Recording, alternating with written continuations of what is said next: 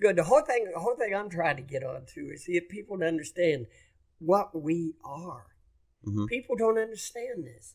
My thing is, I grew up in Los Angeles in the 50s and 60s. Now, a lot of people don't know this, but in LA, after World War II, in about 1945, they were barely 1 million people living in Los Angeles. At the end, and by 1960, Los Angeles was the third largest city in America. It's a short time for that big of a growth. San Antonio is doing much of the same thing.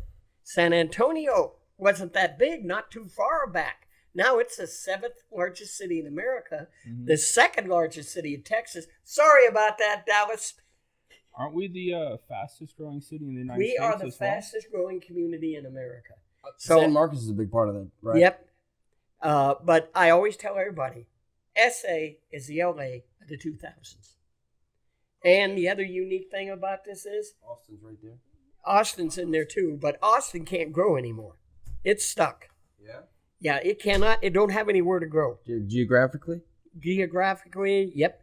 They have nowhere to go, How and so the is town was designed as a capital city to start with. Yeah. Yeah, I'll put them on for you. I appreciate that. Let me take this off. Yeah, you always wear those. I see that. So you like those? Those are my, yeah, they, go-tos. Yeah, they go to my, it's a lot easier wearing this than Bluetooth. But see, if you got a sense of humor going, that's what it's about. Sometimes you have to laugh at the absurdities of life to survive. Exactly. And at 73, I have seen things you would not believe. Like I said, unfortunately, I'm a person who's lived through the Kennedy assassination and 9/11. There ain't too many of us left. Warrior, but I can call myself a defender. Can we save it for the podcast? Oh, yeah. Yeah. Let me get started real quick. Yeah, go ahead. Get Okay. going here. Here we go. Sorry, I'll talk about anything. I don't care. I love it. That's why you're here. I love you. Here we go. Good morning, Vietnam. Sorry. I bet you he's never even seen that movie. I haven't. I've seen clips. It's a beautiful afternoon here in San Antonio, Texas, and we're beautiful men. We're young. We're virile. And we're strong men on the exterior, but once you get to know us, we're probably sweethearts on the inside. Well, what more can we say on that one? Definitely. And by the way, you talk about here young men. You forgot how old I am? 27? Yeah, that's not bad. Actually, 37. But you 37? Yeah, we're 37 because, I just had my 73rd birthday, and I just flip it around. Why not? You know? did say that. You did say that the other day. Yep. Your birthday. Yep. We have Greg Marlar here, a legend in the world of entertainment. I appreciate that term, legend. Legend in my eyes, Yeah. and in my spirit and in my soul. I appreciate that too. It's just that I see the future we got here in San Antonio, and it's time for us to recognize it and move forward with it. I'm a filmmaker, independent filmmaker, and let me go on record as saying something right now, and that is, I had a good friend of mine, you met her, Diane. When I first got back, Wonderful lady. when I returned to San Antonio after years of being away, because I was in the military here, I saw how San Antonio was growing and realizing this was turning into such a large community. In fact, it turned into the 7th largest city in America. Well, I had decided when I got back I was going to stay with my screenwriting and help produce movies. And I went out to try to do it, and I couldn't get people to want to do it. And it really was pissing me off. I go, why not? Well, everybody was what I call Los Angeles brainwashed. That is, well, if you don't make it in LA, it's not a movie. Hey, folks, don't work that way. Anyway, so Diane finally looked at me one day in her most gentle way, and you know how Diane is, and she says, She's gentle. She says, damn it, Greg, why don't you just do it yourself? I was 55 at the time. So I went ahead and did it. And I've already been part of, starred in a couple of movies, and now I've just completed my own film. Now, the thing about that is I tell everybody, if you want to think about me, remember this. Beware of old men who take on challenges young men fail at. And that's what I see myself as. We're going forward. I love San Antonio. Now, I grew up in Los Angeles, and I mean the city, not the valley. I grew up in East L.A., It was called Boyle Heights when I was living there, but later on it became East LA Mon, but it was like that anyway. So bunch of Jamaicans, Jamaicans. No. Chicanos, brother. Chicanos and blacks and very few pale faces like me. But that's where I grew up. Heck, I didn't even know I was a racial minority until I joined the Army at 17. Praise God. Yes. I was gonna say you are a director, actor, producer, writer, veteran, post-apocalyptic warlord, and a white guy. Though you would not be able to tell if you were to watch your movies or see you talk to girls. What more can I say? Yeah. So Life I didn't know is you were worth white. living. First time I met, I thought you were some. I don't know. Well, that's why I call somewhere. myself OWG, old white guy. Old white guy. There's a reason for that. All right. But I don't I never quite understood what that color thing was supposed to be. I know that I have been on every continent but Antarctica, and the most unique thing about it is, the rest of the world don't even know who the fuck we are. They look at us, we're so different. We have different cultures. We'll kick each other's ass when somebody else messes with us, and we go kick their ass. Then we come back and start kicking our own ass again. They so don't true. understand us, because if you go like here's a test to pull on somebody, and that is, you look at somebody and say, give me a description of a German. And people, you don't blonde hair, blue eyes. Okay, give me a description of a Japanese. They'll do that. Or you might even say, give me or you say, give me a description of a Italian. You'll do that. You say, okay, give me a description of an American. People fat. They just don't know how. Yeah. Because we don't look alike. We don't talk alike. We don't walk alike. Hell, we're so different.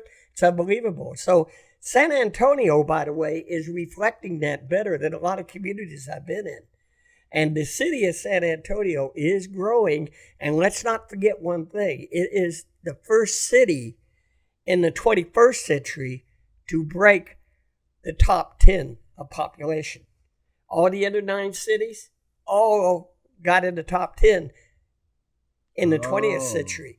But in the 21st century, we are the first. So our makeup of who we are is coming along like that, which goes right to filmmaking. And this is the whole thing about it is, so we have everything we need here to make films. I mean, everything. Yeah. And talking to a kid that grew up in LA and been to Hollywood, I can tell you right now, San Antonio's got it. That's why my friends all heard me say, and you two have heard me say it more than once. SA is the LA of the 2000s. Yeah. And you say it for months. Yep, and I'm going to keep saying it. I'm going to keep pushing it. San Antonio is not a good city, a good town. Not a good city. No, it's a great city.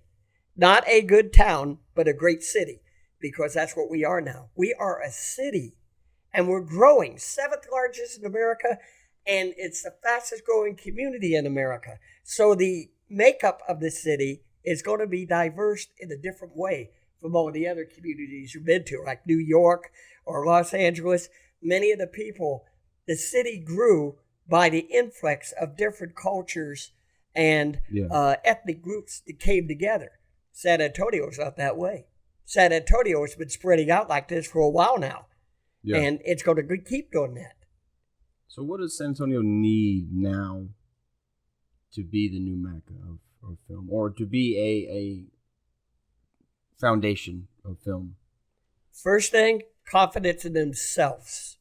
You've got to be able to sit down and say, yeah, we can make movies in San Antonio. We can stop this, like you heard me say earlier, Los Angeles brainwash. Oh, well, if they... we can't make it here like they do in LA because they got everything there. Hello, folks. LA didn't start out that way. It got it because it was one of the first to do it. And by the way, it got it because of San Antonio. What do you mean? There's back in the 1920s, there was a Frenchman that came to San Antonio, and he started the Star Film Ranch. And while he was doing it at the Star Film Ranch, he made 70, and I repeat, 70 silent movie titles there. We at that time, San Antonio at the time, was being the biggest producer of movies. Well, there were certain people in this community, I won't say who, Baptist, who for some reason thought these actors and actresses and this French guy were a little too amoral to be part of a good, healthy community. So they literally drove them out. Where did they go? They packed up, went west, went to a little community south of L.A. called Hollywoodland. Never heard of it. Never heard of it. And that's why. Crazy. It started in San Antonio. It started in San Antonio and was driven out. Now, people are looking back at San Antonio and think about coming back here now. We can. And by the way, I know you know, there is a number of very well-known actors and actresses that live right here in this town. Here. Hell, I don't live that far away from good old Tommy Lee Jones.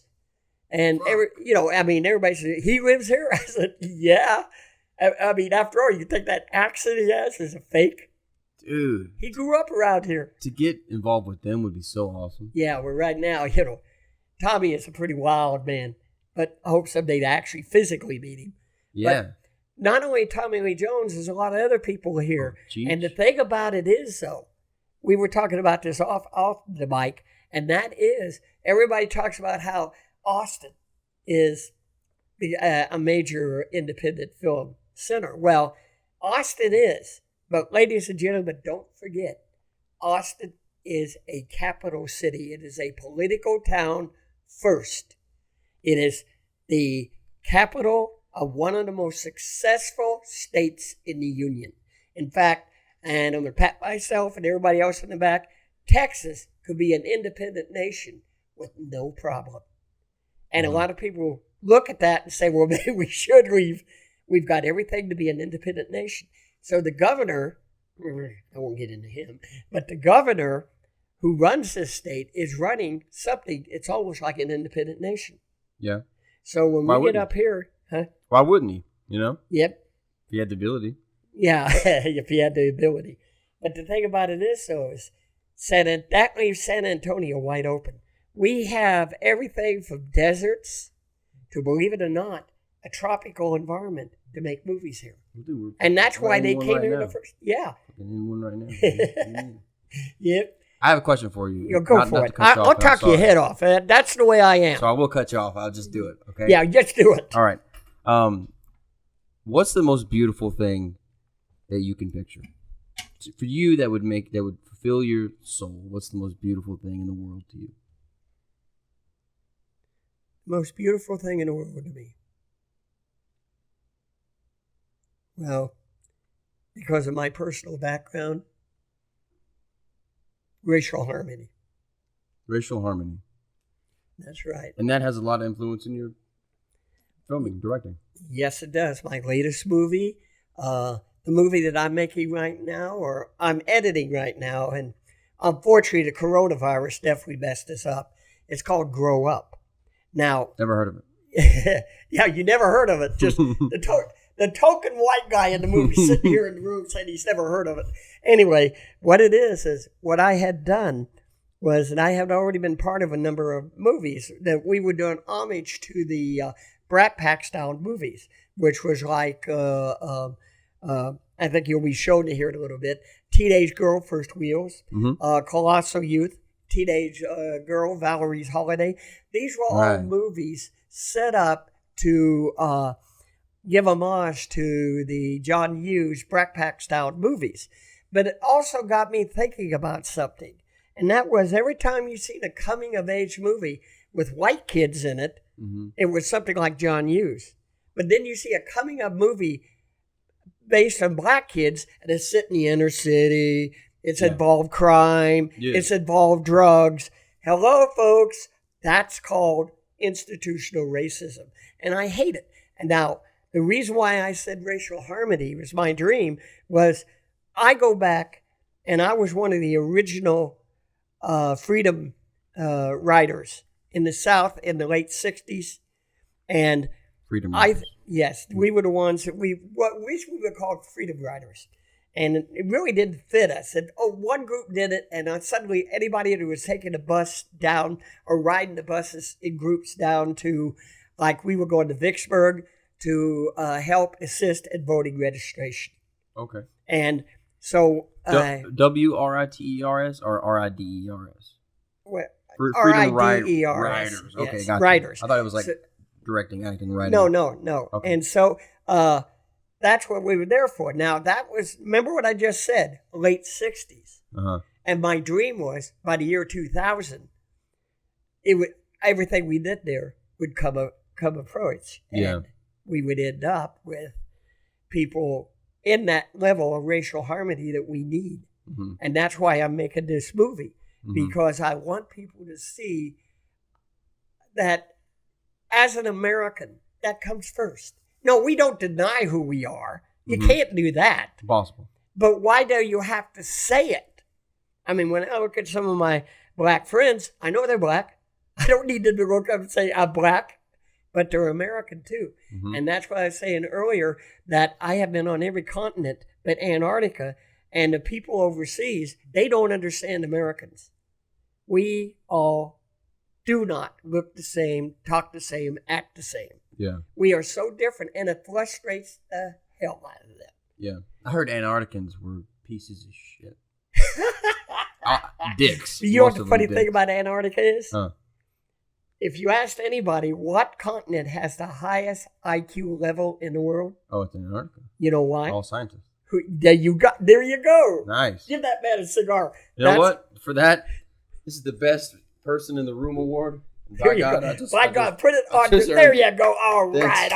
right. Thanks, guys. Thank you. Thank you. Woo. Thank See, that's exactly right. What is it? And you Praise got a God. cigar. I'm gonna hang on to that. That reminds me, My I'm daughter going to was have born. to get me a Cuban cigar yet. Yeah? That's Remember, a goal? That's like a bucket list goal? Huh? Is that like a bucket list goal of yours? Yeah. Yeah, but you don't want a Cuban anymore, though. They're not like they used to be. Well, it's because how the government's kind of taking control and everything. You're not getting the best of the best like you used to be. Argentina cigars, if I'm not mistaken, are the best right now. I've heard I Argentina also and told Venezuela. Dominicans are pretty good. Dominicans are pretty good. There's a guy, I don't know his name, but he trained, I'm not good with names. He trained under someone in Cuba who was the best. Still in Cuba, that guy's still making cigars. It's just most of his tobacco is being taken over by the country. Yeah, they're pretty much taking all the good tobacco and selling the rest. This guy trained under him, and he's in Argentina now making cigars, and his are probably the best out there right now. That would not surprise me one iota. I'm horrible with names, but a little bit of Google research. Oh, is Joey figure out what Richardson. it is. I just looked it up. Yeah, right. Famous Cuban guy, Famous Joey Cuban. Richardson. Yeah, that sounds right. People that are watching this don't know how we met. We met through a service called Backstage. Yeah. You use Backstage often to find actors? Yes, I do. I try to, what I want to do with Backstage and the others, I'm trying to get local talent. Yeah. This is more important than anything else. Remember what I said of how San Antonio is growing? We've got the acting talent here. We've got I can name you a list of actors and actresses, born, raised, right here in San Antonio, but left against their wishes to go to L.A. Yeah. So they can make a living. So they could. Yeah, do you remember the TV show Terminator? Never even seen the fucking movies. Oh, this guy, you're gonna be around me. You're gonna have to. Anyway, the actress Summer Gao. She is gorgeous. Yes, she. Right here From San. here? Yes, If I'm not mistaken, wasn't she in that oh god, what was that TV show, Firefly? yes, she was. Yeah. Summer Gao was in Firefly, and then she went and did She Terminator. And is she? No, that's the other one. Never mind. I was thinking of the chick in Deadpool. That was the other chick from Firefly, though, wasn't it? Yeah. Yeah. Summer Gal. Gorgeous. What a I name. never saw the Terminator show. I've been told I need to, but I heard It was good. I heard it ended on such a cliffhanger that just pissed so many people off because Right, they never it picked did. it up for another season. It did. And I just haven't felt like getting my hopes up to be let down just yet. Yeah, but that's exactly what happened with it. And they set it up where they were going to the future together. And then Fox decided they weren't going to redo the series after 3 seasons. But Summer Gao, Fox, what do you expect? Wow. From San Antonio, Texas. Let me bring it over here. yep, That's crazy. yeah. Once you see, that's a local girl. That's crazy. I'll give you another actor, born and raised here, much older than her, Yeah. Bruce Mcgill. Maybe that's right. Bruce Mcgill. This guy's from SA? Yep, Born and raised in S.A. And he moved to Moved to L.A. to advance his career. And I think you might recognize him because he's been in so many different things. It's unbelievable. Yeah, I didn't know the name, but he looks familiar. Yep. When he's older, more so than when he's younger, but yeah. Yeah. But this is law-abiding citizen. Law-abiding citizen. Lincoln. My cousin Vinny was on MacGyver, the original TV series, as his nutty buddy. Yeah, and then he was on there was a cop show he was on, Cold Case. Okay. Yeah, so he was he was the friend in MacGyver. He was the one that showed up now and then. The one that would show up, he wore these gargles and a hat, and he would come there and get him and MacGyver involved in some very harebrained things. Okay. That was Bruce Mcgill. Now, a lot of people don't realize that, and they're not the only ones. And then you got a few who's returned here to live, and it's not only just acting, but it's the other world of entertainment. Mm-hmm. A lot of people don't know that the wrestler Shawn Michaels, born and raised right here. He still lives here. Mm. He's got a nice big house just outside, or ranch really, just outside of San Antonio. Mm. But he lives right here, born and raised here. He's never left. Nice. Michael Higginbotham is his real name. Higginbotham. Yep. He made that name up. Yeah, he made up the name Shawn Michaels for his career. But Higginbotham? Yep. That's a good one. But that's just to give you an idea what San Antonio has when it comes to talent. Yeah. And this is why I'm trying to push so hard and get people to understand, like I said earlier.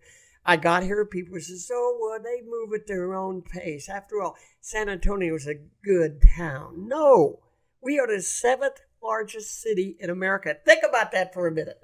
7th largest city, folks. Oh, yeah. I mean, wow, that's over 2.3 million people. And they heard it. Yes. Here first. Yep. Probably first. And the thing about it is, though, because of that, we keep growing. And now, like I said, we're going to keep right on growing. And, here is something to give you an idea. Now, not only does the people in San Antonio not fully realize what we are, but there's a lot of people outside of this area that don't understand how big San Antonio is. Or what San Antonio is. About a year ago, I was talking to a young lady in customer service on the phone, and she goes, "Where did you say you lived?" I said, "I live in San Antonio." She goes, "Have you ever seen the Alamo?" And I go, "I see it every day." She goes, "Houston's that close to San Antonio?" And I go, "You say what?" She goes, "Yeah, Houston that close to San Antonio." I said, "Dear, the Alamo is in San Antonio, not Houston." Mm-hmm. Now, this is a lady on the phone. I think she was in California.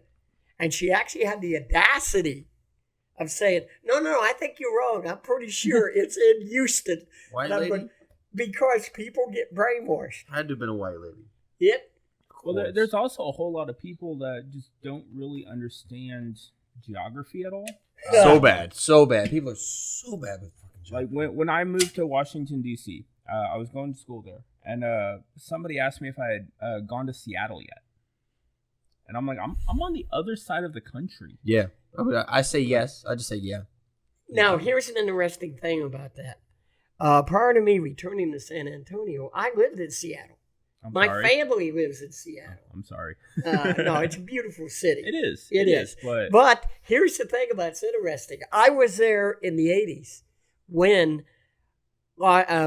people from California were moving to Washington State. Mm-hmm. And we used to have a thing that said, "Don't Californicate Washington." Praise God. Now, the thing about that was in Seattle and that surrounding area, filmmaking was coming there. Now, the people in Seattle, the city government, plus the film commissioner, put the clamps down on L.A. They said, if you're coming here, you can only bring so many people, so many services. The rest you must do local. And first they said, "Oh, no, we're not going to do that." They said, "Well, then you don't come here." Well, evidently it must have worked. After all, you had Twin Peaks, Northern Exposure. These two very popular TV series were shot right there in the Seattle region. The original Rambo movie was shot there. And that's just a few that was shot there because of that. But the people in Seattle put their foot down. And so the money that comes in, now here's something, I'm going to rattle on here, folks. Here's something. No way. No way. Here's something people don't understand about filmmaking. They get the mis-idea, well, if it's got an LA company here, well, that money is going to go with them to LA. But when you're making a movie, you have all these ancillary services that you must have. You must have catering. You must have transportation. You've got to have backup with different laborers and equipment specialists. Mm-hmm. And this is why, this is where a lot of the money that the community where they're shooting the movie in makes their money. Because it goes to local businessmen, tradesmen, and personnel that live right here in San Antonio. But if they come in here and there's nobody to put restrictions on them about who comes in with them, well, LA, which they've done in the past already, has come in here, made movies, and left, and San Antonio got little or nothing from them being here. And they made millions of dollars on their movie, and we get nothing. Is that what you're working on with that lady? Yes, with Barbara Hawkins Gerwin. Gerwin. I mean, Gerwin Hawkins. She's going to shoot me when she sees me. She is a representative, a state representative, and she's up in Austin right now, along with others, to try to get a bill passed that emphasizes incentives to local filmmakers first. Awesome. And we're going to keep doing that because you've been to her office there with me and you've seen it. And she's just flat out off. Now, her name sounds vaguely familiar. Her brother is George Gerwin. Gerwin-Hagen. Huh? Gerwin-Hagen? No, what is it? Gerwin. Just Gerwin? George Gerwin. George Gerwin. I thought he was Gerwin-Hagen. You really are. You know who he was? Huh. Spur. He was an all-star on the San Antonio Spurs. He played on the Spurs? Yes, he did. I think he was on their first championship team with him just prior to retire. Man. Well, he stayed here. What a lie. George Gervin. And his sister, Barbara Gerwin Hawkins. Gerwin Hawkins. That's what it is. Gerwin. Gervin. Okay. Gerwin Sorry Hawkins. if I slander it a little. It sounded like a German name. I know. Gerwin Hawkins. No, I apologize for that. Swedish. Barbara, if you happen to hear this, I'm sorry. Anyway, but she sees the advantages of it. Yeah. And that's why she's pushing for it. Because San Antonio can have this, but we need government support. And I don't mean by them doing anything more than to protect our asses. And to do that is by regulations and other such initiatives that emphasize local filmmaking first. Now, a few years back, they passed a bill, a $5 million film incentive bill. Now, that was that what they would do is match the funds spent by a movie being made in this immediate region. Mm-hmm. The catch was, whoever was making these movies, they had to be spending at least $2 million before they would give a dime back. And the trouble with that is they were aiming for Los Angeles. They were trying to get LA to come here. Yeah. They weren't interested in local filmmakers. Yeah. There are a lot of films out there that could be made that don't cost that much to make. Oh, yeah, it costs money to make it. Trust me. But not in the millions. And you'll probably say, well, why would that be? The most simplest reason why? Actors. Unions. We don't have unions in Texas. We don't have SAG. We don't have some of the other ones. Why? Because the state's non-union. Any union actor here who works here at the convenience of us. Now, a lot of times we honor their union commitments. Like, well, if we get an actor in here, recently we had Corey Feldman that came in for Valerie's Holiday. Mm-hmm. And, no, I take that back. First Wheels. Yeah, he came here for First Wheels to play the father. Okay, what we did was, he received a paycheck on that. But the most important thing was we paid the required payment toward his SAG insurance.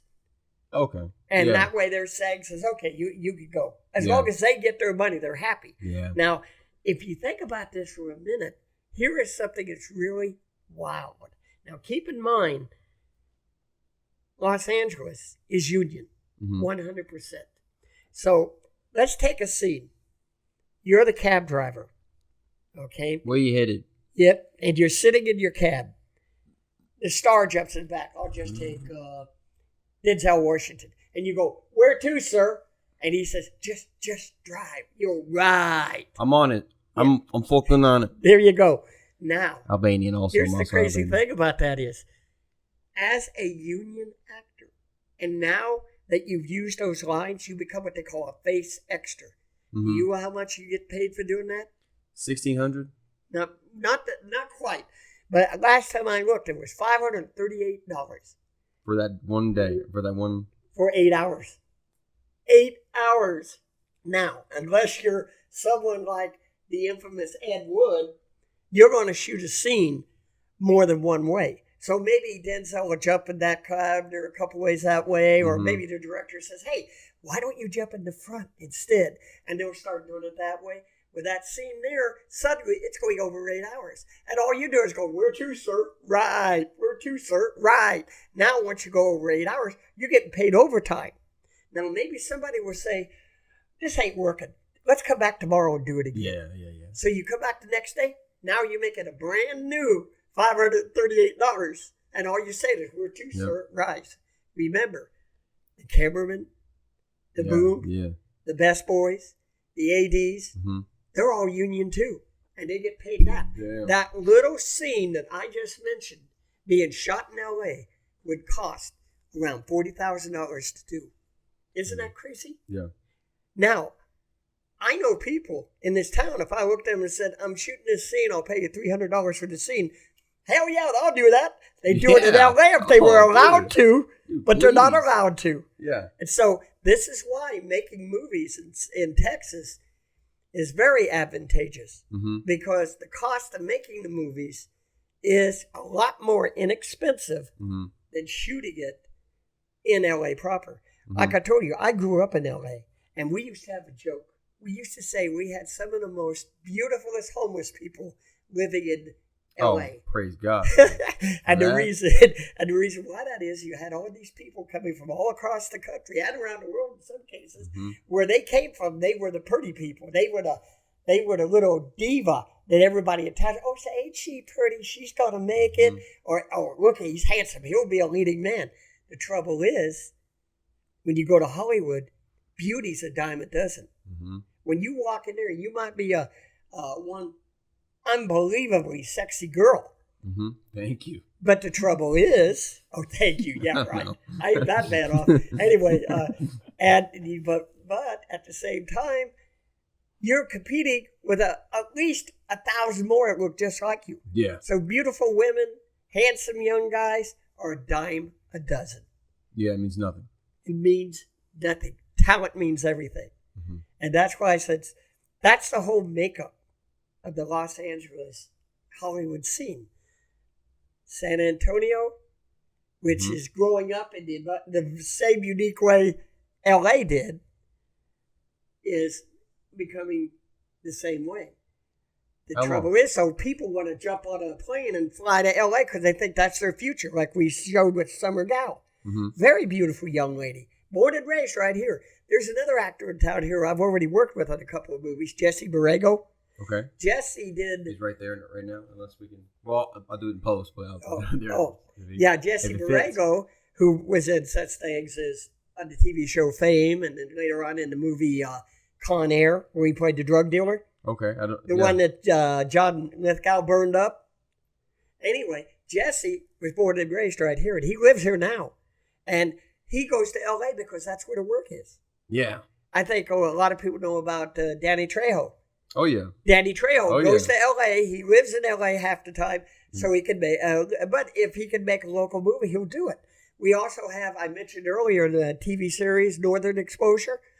The actor who played Maurice Menifield on that, Barry Corbin, he only lives a few miles away from here either. I worked with him on a movie.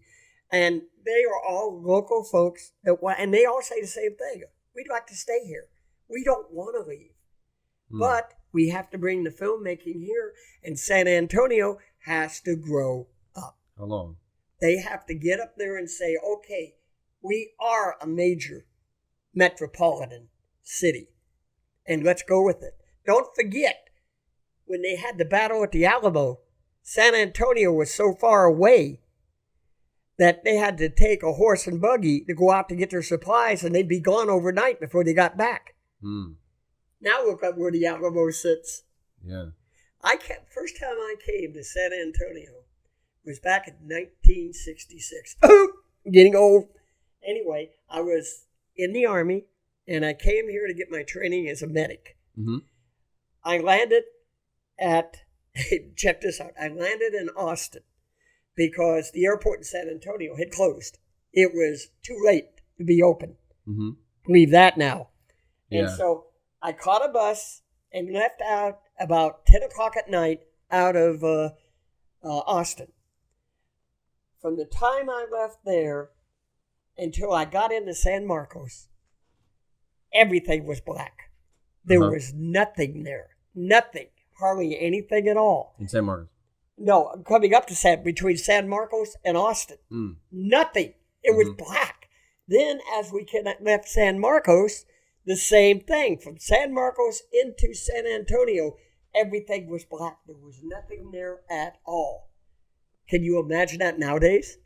You go from here to Austin, it's one continuous community. Yeah, you don't even turn your lights on. Yeah. But a lot of people, I mean, that was unbelievable back then. That's how much we've grown. And every time I came back here for other training.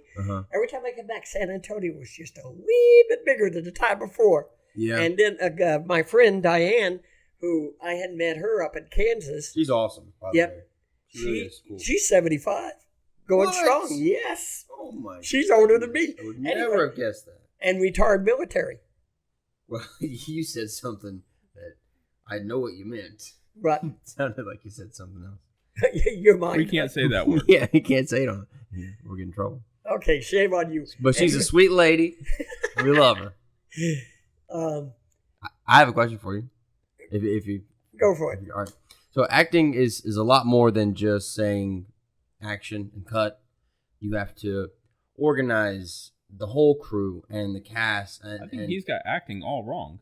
Acting directing. is more okay. My bad. Directing. That's what I meant to say. Directing. Yeah, because I don't. As long as I've known you, you've been a director that that we worked with. So I don't see you as an actor. I see you as like a director. And there's so much to it. Like, do you enjoy the waves, all the waves crashing at once? You know what I'm saying? It's got to be chaos on set. It is at times. That's why a director is either the most loved guy on the set or the most hated guy on the set, or both.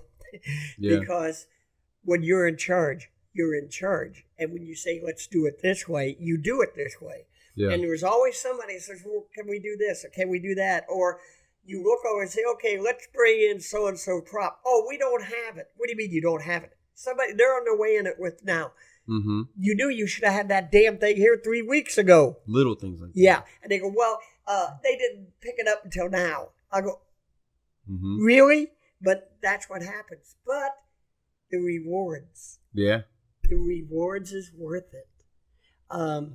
If you look at my IMDb page, you pull it up right there, I have a quote on there. Uh-huh. And it says, I find acting, and I'll get back to the directing in a minute, but I find acting when I was on stage the greatest thrill you could do with your clothes on. Because you're creating. And as a director, you're creating. Now, I just finished writing my 15th screenplay over the last couple of weeks. Oh, nice. There's that handsome devil. I was going to ask you about acting. Yep. Look at this guy right Yeah. here. And Son of a bitch right here. yeah. Handsome as shit. You want to play the Yeah, trailer? go ahead. Let's play this soundtrack. This movie was shot right here in San Antonio. He's in prison for putting Superman in the ICU. Not that, Yeah. not that thing. Dude, you directed Suicide Squad? Oh, my goodness. I would, Those are the kind of movies Tyler watches. If it's a superhero movie, he watches. I'm in. oh, so tomorrow when I go to see, well, He's being sarcastic. Yeah, very much so. Mutt Production, Mutt Production, yeah. local production. Always wanted to have more. I'm gonna be the greatest bowler one day. Oh, this is Teenage Vampire. Is not the one? Yeah, no, read it, go. It's another one shot. Oh, right here. I told you I'm not good. I don't really have a lot of tolerance for losers. Yeah, sure you don't. Let her go. More friends, more excitement, more fun. This year, I'm gonna say yes to anything that will make us cool. Yeah, me too. Maybe I'll even ask Sean Patrick out on a date. How about a date? Yeah, that sounds good fun. You made it. And now, the cheerleading squad is looking for new blood. How do you girls feel about trying out for cheerleading squad?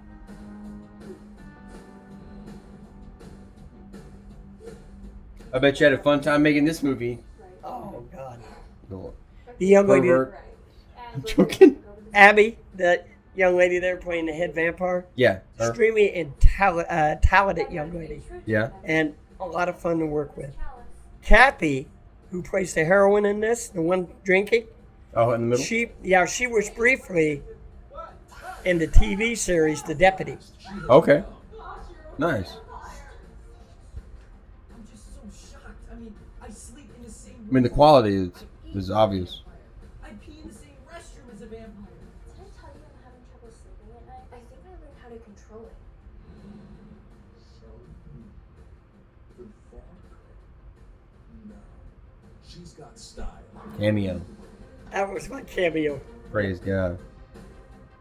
She's got fangs. Sin is the leader of this blood-sucking group. Consider yourself my new project. When I'm done with you, you can have whatever guy you want. We have to kill her. Now she's got friends, and it turns out to be a very biting relationship.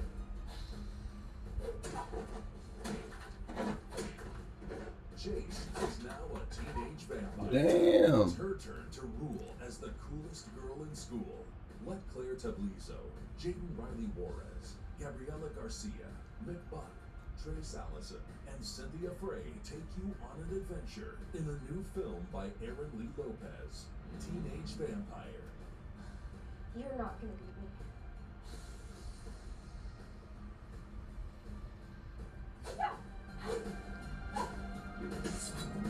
Oh, shit. Right on. That's all shot right here, produced. Damn vampires.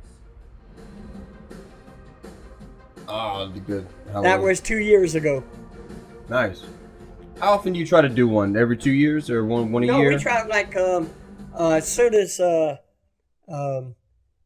Aaron and Stephen Allen Lopez. Stephen Allen Lopez. Stephen Allen Lopez. Yeah, Stephen Allen Gutierrez get back from Germany. Mm-hmm. They were over there doing a documentary. We're going to do the pilot episode that I have for a TV series I call Tales from the Realm of Grey. We're going to finish Grow Up and have it done and edit it properly to get it out there. And we're already looking at a sequel for Stevens. It Came Upon a Midnight Clear. Oh, yeah, he was talking about that. Yeah. So if people want to see what we just watched, how do they get there? How do they find it? Well, unfortunately, that one, because, see, the virus has really got in the way. Now, do you have see if you pull up Teenage Girl First Wheels. I don't know if it's on my IMDb page at all. Because as far as I know, that was the one that was on there, the latest one involving me. But if you could just go in and see if you pull up Teenage Girl. I've been teenage girl and a bunch of Yeah. porn comes up on my computer. Viruses galore. Yeah. There it is, First Yeah, Wheels. thanks, Greg. Yeah, all right. I am so glad you're showing these. So in this? Yep, showing these. Oh, yeah, good. Yeah, we I gotta want get it out people there. to realize what we could do in this town. Totally. And these are with. I always wonder about this. This is young girls, right? But are they're playing high school girls? They are high school girls, So most of them. Are in high Yeah, but they are like Claire. Mhm. She's now in Los Angeles. Another girl by the name of Paulina Garcia. Mhm. She's in. She played in the what was the name of it? On the Netflix series, I think it's Amazing World of Ashley Garcia. Okay. And She was a star in that, and they're doing another one. Claire was in the short-lived Fox TV series, The Deputy, and that thing was terrible. But anyway, she was in that. She played the daughter in that, and she's already in a Lifetime movie right now. And these are two local talents that would rather stay here, but they had to relocate, but they'll come back to shoot here. And that's what we're trying to do. If we can get more movies established and get the reputation of San Antonio as an independent film making center, then our films will be seen more and get out there more. Thank goodness we got the internet and things like Fire Stick and Apple. They can't all be funny podcasts.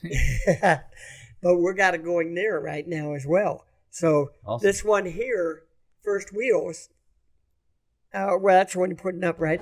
Uh-huh.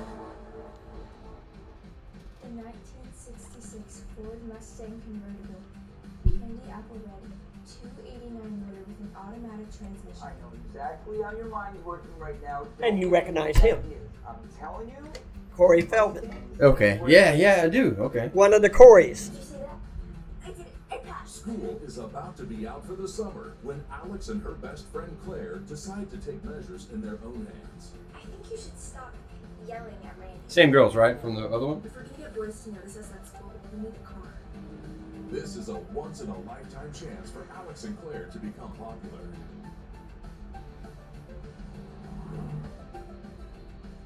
Good morning, Mr. Peterson. Morning. I think it'd be like a big sister. It's daring. And most of all, it's jam-packed with fun. What?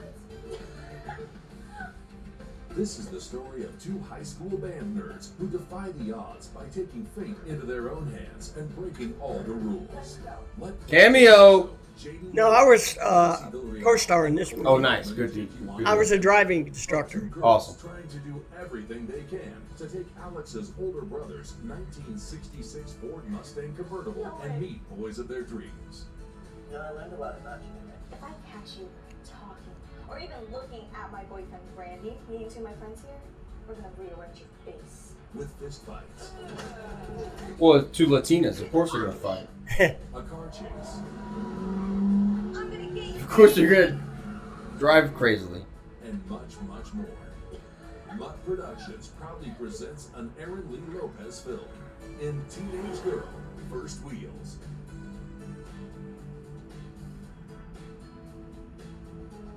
That's awesome, man. Yep. All I ask. Are there going to be more Teenage Girl? Yes. That's good. Yeah, you have them written already? Well, these are Aaron's projects. Oh, okay. Yeah, see, like this one with here was that City Base. Okay. Not now, but at the time this we got this released, it was released and shown at City Base. Support local film.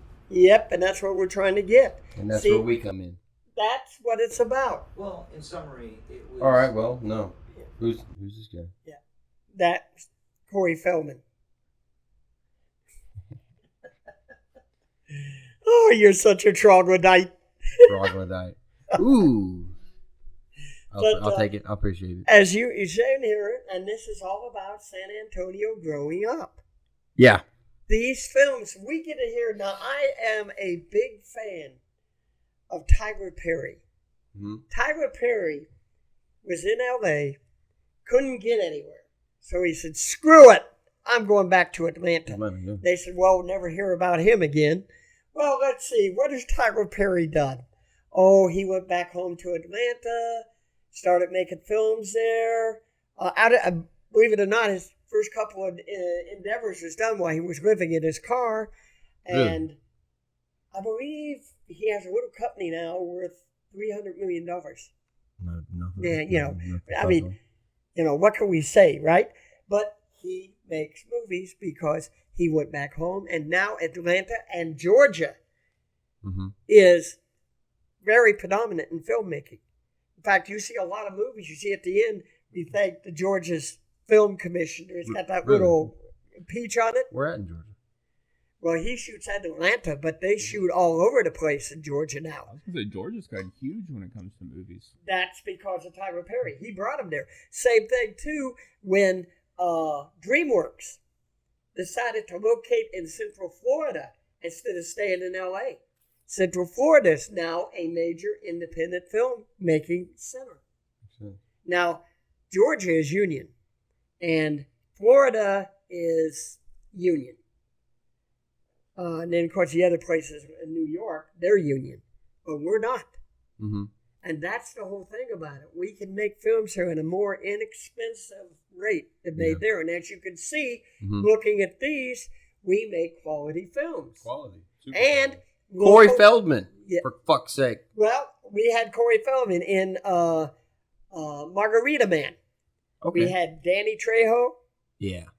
Jesse Borregos, Pepe Serta, Barry Corman, and PG Millar. But I worked with all of them on this film, on that film. All local talent. What's the P stand for? Paul. Okay, I was going to guess Paul. Well, what that is about, since we're talking about it, it's kind of funny. It's not that I got anything against the name Paul, Yeah.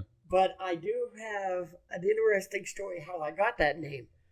My father, which I'll tell you a story about him in a Yeah. minute, That's what was an old redneck.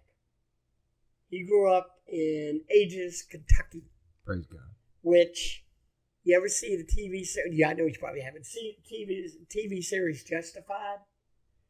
I made you watch a couple Little bit, episodes yeah. of it. Okay, that's Harlan County, Kentucky. Okay. That's where my father grew up. Right. So he's a hillbilly, a redneck. Mm-hmm. And so he was sitting with his buddy drinking a beer when I was born. So he just arbitrarily took his buddy's name as my first name. His buddy's name was Paul, so he named me Paul. Must have been a good buddy. And I've never met the guy, and that just a drinking buddy. And I often said, thank God he wasn't drinking with Alfonso. Yeah. So, but my mother named me Gregory after a late uncle. Okay. And since she had taken deep consideration into my name, then when I got old enough, I just dropped the Paul and went with Gregory, and then just PG Millar from that point on. Mm-hmm. And that's why I did it, because I thought that was very disrespectful. Both my sons, the names they have, I thought their names through when I gave it to them. And whenever they come around and ask me, I can tell them exactly how they got their name, why they got their name, and the whole 9 yards. A name should mean something. What are the names?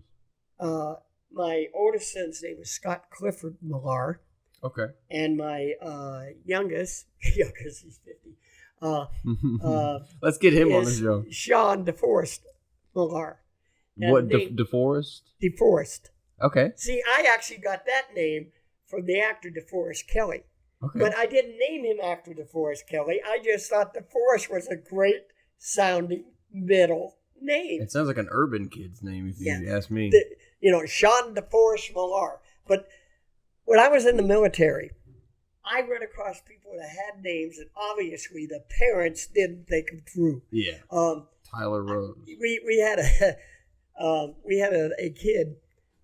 man who was an old countryman, and his name was David Davison.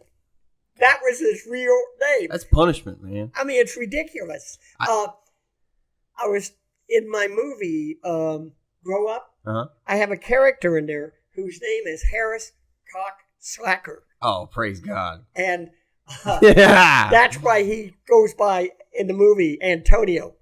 Okay. Yeah, remember he's the one. Yeah. And the reason why he goes by Antonio is because he says, well, he said, wait a minute, Harry Cockslacker? Yeah. Now, believe it or not, that's a real name. Man, you know another real name? My dad knows a guy back home, Southeast Texas, Buna, Texas area. Yep. The family last name is Head, Head. And they named their son Richard. They chose to name him, they named him Dickhead. That's punishment. Yep. That's like, you don't do that. I had a sergeant whose name was Shirley, Surely. First name? Yeah, his first name was Shirley. Why was he named Shirley? Because his old redneck dad kept saying, I'm going to have a son when he was born. Sure enough. Surely. So he Oh named my him God. Shirley. Why would people do that? It's almost Shirley. Yeah. Now, my interesting thing why I'm on the vision quest I'm on now does go back to my father. Back in the 60s, well, late 50s, my father briefly, for one summer, worked in Hollywood as a set carpenter.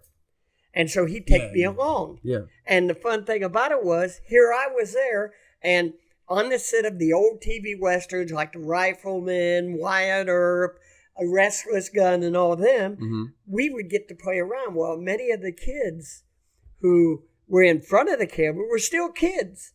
So they would get with us. So as a kid, I played with people like Kurt Russell, Johnny Crawford, Tommy Nolan. They were all stars in TV shows, but they were also kids. And I was there having fun, and up walks this gentleman, and he looks at me and says, "Hey, boy, I've seen you before. You got an agent?" And I go, "I'm not an actor." And the young actor Tommy Nolan is next to me. He hit me in the ribs and goes, "That's my agent." And I go, "No." He says, "Would you be interested in acting?" I go, "Yeah." And he goes, "Who's the adult with you?" I said, "There's my dad right over there." So he goes to talk to my father. And I'm standing there, and I could tell by the way my dad was standing there, he had his red neck up. Yeah. So the guy talks to him. He had a suit and tie on. And he hands him a business card. Yeah. Then he comes back to me and he says, "I'll be talking to you very soon, kid." And he walks away. I look over where my father was. He's tearing up the business card and throwing it on the ground. Oh, no. So when we got in the car on the way home, I said, "Dad, that man that came and talked to you, were you going to see him again?" This is what my father said. He goes, no, our kind don't do things like that." Our kind. Yeah. Country folks, we're hard-working people, and acting's not hard-working people. Whoa. Okay. So I had an opportunity. I don't know where I'd been at today if my father had taken me to make this. Right. Yeah. This guy was a Hollywood agent of at least 2 kids I knew that were on successful TV shows. Yeah. One moment. Damn. And, like I said, I don't know if I'd still be, I don't know if I'd be hanging around with Kurt Russell, but I hung around with him as a kid. I was a kid. That's so crazy. That is exactly right. So when I came to San Antonio, and this all ties in, when I came to San Antonio, I saw how San Antonio has grown and the potential here. And it's identical to what I saw in California as a kid in LA. In fact, you know those old cartoons they used to have on where they'd show buildings popping up like mushrooms? Yeah. Okay. LA was like that. You go down one street, come back down, and a couple of weeks later, there's buildings there you've never seen before. San Antonio was doing the exact same thing. I mean, how many times have you drove down the street and then maybe you hadn't gone down there for a couple of weeks, you drive by and there's a new building sitting there, and you go, "Well, where the hell did that come from?" Yeah. Hell, they built a Walmart not too far from me over there on Walson. I didn't even know they had built it. And they built a new freeway, like the 281, 1604 intersection kind of thing, like not the one going north, but the one going south. Yep. They were just planning that when I moved to DC. 2 years later, when I moved back, it's here. I mean, that was fast getting that done. And they're still growing. I mean, even now you drive down the road and here's the road being worked on. They're expanding it. And that just shows the growth here. That also means there's growth here, like I told you about the history. The first Academy Award-winning movie was Wings, shot at Randolph Airfield. Not the series about the pilot. No. Back in the 1920s, the very first Academy Award-winning movie. Silent film. Yep, was shot at Randolph Airfield. Wow. In fact, there's a little interesting thing about the city of Universal City. Yeah. There's 2 stories about that. One of them says that Universal City got its name because the soldiers that were stationed there, when they were off duty, this little town right there was the only thing they could go to. I mean, San Antonio was just too far away. And another one was because of the company who did the movie there. Universal. Right. Wow. So the history of movie making in San Antonio is deep. Deep. It's in the name of the areas. Yes. And that's why we should be promoting that. Now, when I was telling you what happened to me as a kid in the 50s, keep this in mind too. In the 1950s, people were saying, oh, well, television's all right, but it's a fad. It's not going to be around. Real actors will be in the movies. Well, guess what, folks? You got people out there now drinking champagne and others out there doing their Homer Simpson impression. Don't! Because they missed it. And we'll cut that and we'll clip it and we'll put that a couple more times. Don't!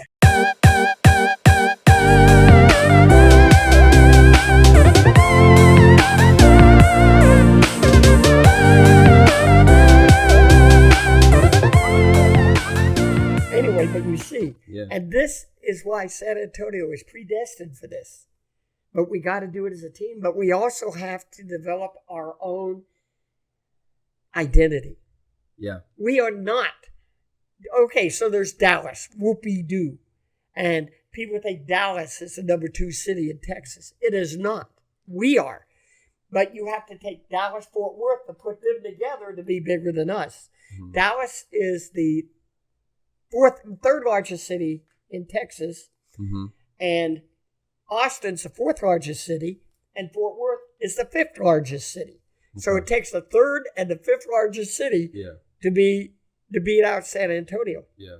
So when they say it, it's a Dallas-Fort Worth complex. But separately, they're 2 separate cities. I wonder how long until it becomes Austin, San Antonio. Well, I'll tell you what, that's not an empire. Here's the thing, and here's the other thing. L.A., and this is the pattern that was set, L.A. was the first to do it. They incorporated the valley to be as big as they are. Mm-hmm. Jacksonville incorporated the surrounding area to be what they are. Mm. Houston incorporated the surrounding area. All of them, yeah, most. Yeah. Here in San Antonio, it's only a matter of time before they incorporate Universal City, Converse, Hollywood Hills, all of them. And you probably say, well, why would they do that? Well, first of all, for the services, the public services and the police and fire services, it's a lot cheaper to bring it in and make it one, especially taxpayers' money. And that's why they do it. The day they do it, I'll tell you right now, the day they do it, I'll guarantee you, Houston's going to be looking over his shoulder. San Antonio is that close to be that big of a major metropolitan city. Wow. And I know it's going to jump from 7, maybe all the way up to 4th. In the U.S.? That's right. Behind what, New York and L.A.? And New York, L.A., Chicago. Chicago, yeah. And, well, actually 5, Houston. Yeah. Because Houston's number 4. Right, okay. Texas has 2 of the top 10 cities in America. Houston at 4, San Antonio at 7. And when you think about that, how many cities are not in the top 10 you hear about all the time? Yeah. And we're bigger than them. Damn. I mean, you look at it. Birmingham, Alabama. New Orleans. Salt Lake City. Yeah. We name it. Seattle, Washington. Yeah. They are all major cities. You hear about them all the time. San Diego. You hear about them all the time. And we're bigger than them. We like to play games on here sometimes where we name different state capitals, or how many types of felines can you name, or how many types of bears or whatever. Oh yeah. It seemed like a game we were just playing right there where we're just naming the I've done that more than once too. It's when I was stationed in Great Britain, in London. Mm-hmm. Actually, I was in Scotland. Oh, Scotland. Scotland at Holy Loch. Oh. Which I did go visit Loch Ness. Nice. But what do you believe? Gotta ask you. There's something there. Was it a plesiosaur? I think it is. From everything I've seen, I think it is. And there's more to that than that, because you know about Lake Champlain, where they have... Champlain. Yeah, where they got something in their lake. Yeah. And there's a lake in China. Mm-hmm. Anyway, all these lakes are on the same grid. What do you mean, like the same grid. tropic or whatever? Yeah. Yeah. Okay. Yeah, they're on the same. I can't even think of the name of it. Like equator kind of thing? Yeah. Or? Yeah, and they're on the same grid, and you Okay. go, wait a minute, they're on a line with each other. Hmm. If we get into that, we'd be here all day long about what is here and what's not here. We don't even know the half of our planet. Hell, we don't even know what's at the bottom of the ocean. Oh, we like what is 5% of the ocean we know, or 12? Either Yeah. 5 or 12%. The Mariana Trench, nobody's ever gone into it because Yeah. we have no way to get down there. Yeah. Who knows what's there? But They've done a lot of fishing in there, and they pulled up a bunch of new species and stuff that they've never seen before, and they're constantly discovering, especially like sharks and stuff. They're discovering a whole bunch of new creatures that live down there. Big. They found some are big, some are small. They found a few that they thought were completely extinct. They hadn't seen some in over 100 years, and they pulled one up. I think the was it a 5-gill shark or something? They found one down there, and they thought they were extinct. I a long cannot time think of ago. the name of the fish that they caught off the coast of Africa. Mm-hmm. Starts out something like an itchy something, and Itchy, yeah. his mind is there, isn't it? Anyway, the thing about it was though, is that was a fish they believe had died during the prehistoric times, and they found it. And they go, wait a minute, Ichthyosaur. and they don't have "sore" at the end of it. That's why I didn't say it. It's a fish. That's a land dinosaur. Yeah, that's not. That's a reptilian critter. But anyway, like I said, we're here to talk about all the good stuff, and the good stuff is San Antonio. Agreed. And I said I'm here making movies. I got friends making movies. We've been showing to these good folks out here what we have, and I tell anybody who's listening, listen to this well. We are San Antonio. We are a major community. Stop bending on one knee to everybody else, especially Dallas. Just because Dallas has the Cowboys, joke. Anyway, just because they got the Cowboys, that don't make them a major city. They just happen to be in the right place at the right time back in 1960. You know? Mm-hmm. So that's different. Of course, San Antonio got the Spurs. Look what we done. And we almost had this, the Raiders. Yeah. But Recently. that didn't come about. Yeah. Well, Jerry Jones didn't want to allow it. Yeah. That's the other thing a lot of people don't realize. Dallas, for example, the Cowboys, they are the number one, almost 1/4 of all NFL merchandising is Dallas Cowboys. Wow. Dallas Cowboys is one of the, I think, the Manchester United in the British Soccer League is the most popular sports merchandising franchise in the world. I think Dallas comes in number 3 That's in crazy. the world. Texas is hardcore about football, and we're big, yes. so there's a lot of people. It makes sense. And it's only a matter of time before we do. Remember when the last time there was a tornado, a hurricane in New Orleans? Mm-hmm. Katrina. Saints came here to play their games. Yeah. That's because the owner of the Saints is supporting building a team here.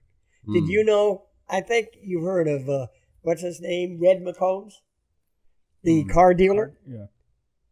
Do you know he was one of the original owners of the Minnesota Vikings? Did not know that. Yep.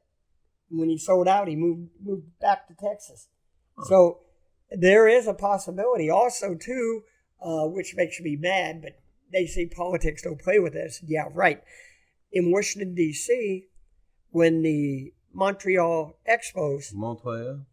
Montreal Expos of the Major League Baseball moved, San Antonio was one of the cities who was supposed to get them. But Washington, D.C. threw out their little things there, and they got the Expos, and now they're the Nationals. In Washington, D.C. They've had 4 franchises that end up leaving.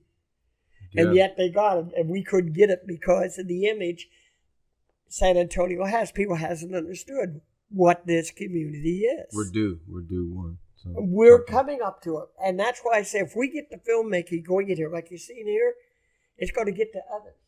And like I have a couple of Westerns I'd like to make. But here's something that's funny about that. The cost of making them.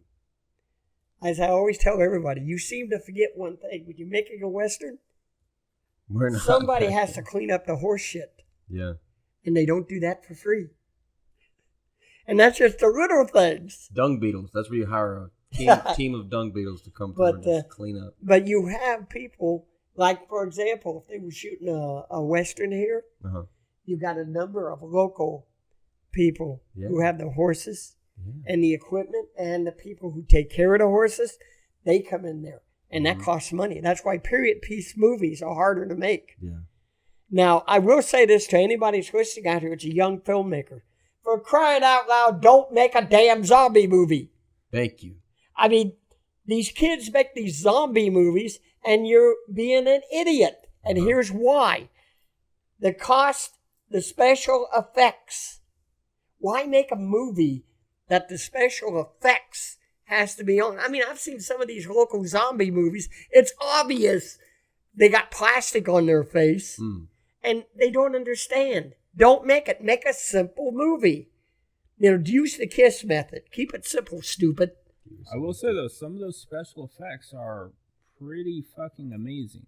Like, you look at, like, Walking Dead, writing's gone downhill dramatically, but they still lead in their special effects. Like, they are gory as all get out, but the special effects are just, that's why you watch it these days. They got millions. We're talking about, like, local. Now, ironically enough, Fear the Walking Dead's filmed in Austin.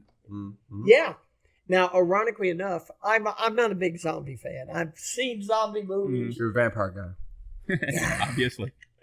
Actually, werewolf, but that's another story. Ooh, me too. Yeah, I think werewolves are cool. They are the coolest. Anyway, I'm into but zombie movies just bore me. Yeah. Okay. And I know that Fear the Walking Dead itself has been a very successful series, so it must be good. And then they do a spinoff, and it's good. So I accept that. But if you're a young filmmaker, think about the cost. Make something like the movies we showed here. These movies don't have any special effects. Yeah. They're normal, everyday movies about people in everyday life. And you could write and make movies like that look quality. And if they look quality, people are going to take a second look at you. And your actors and actresses, they don't want to be in something that's going to make them look like a buffoon. So when we were talking earlier about a director, this is why when you go to make a movie, you want to have the talent that puts it together. Now, how many times have you ever seen a movie that had a fantastic cast and the movie sucked? The reason why was the director either didn't get along with his cast or should not have made that movie because he was not appropriate for it. The first talent any young filmmaker should take is who's going to direct. And if that individual is going to direct, let's make sure he or she has the mindset to direct this particular type of movie. And that's why I think a lot of them cop out and go to zombie movies. Because they think they're simple to make. Dude, let's make a werewolf movie. Yeah, there you go. Well, I'm working on that now. The only trouble with special effects. Yeah. I wanted to do one some time ago, but I can't because I realized the special effects in it alone would be too much. What about American Werewolf in London style? You don't hardly see the werewolf till the end. Yeah, that's an excellent movie, by the way. Yeah. I love that one. I love the Fucking soundtrack. seen that movie, you piece of shit. That was a good one.